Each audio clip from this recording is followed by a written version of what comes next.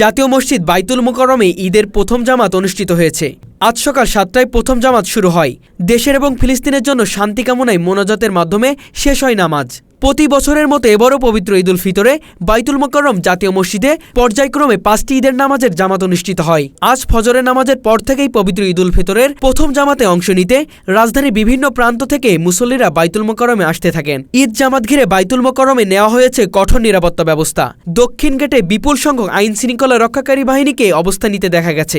এই গেটে 2টি আর্চওয়ে দিয়ে মুসলিমরা প্রবেশ করে। নামাজ শুরু হওয়ার আগেই মসজিদ মুসল্লিতে কানায় কানায় পূর্ণ হয়ে যায়। সকাল 7টায় শুরু হয় প্রথম জামাত। প্রথম জামাতে ইমামতি করেছেন বাইতুল মুকাররম মসজিদের পেশ ইমাম হাফেজ মুফতি মাওলানা মহিবুল্লাহিল বাকি। মুকাব্বিরে ছিলেন অবসরপ্রাপ্ত মুয়াজ্জিম হাফেজ মোহাম্মদ আতাউর রহমান।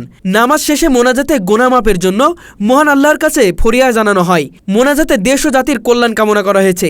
একই সঙ্গে ফিলিস্তিনের নির্যাতিত মুসলমানদের জন্য আল্লাহর রহমত কামনা করা হয়। নামাজ শেষে একে অপরের সঙ্গে কোলাকুলি করেন মুসল্লিরা।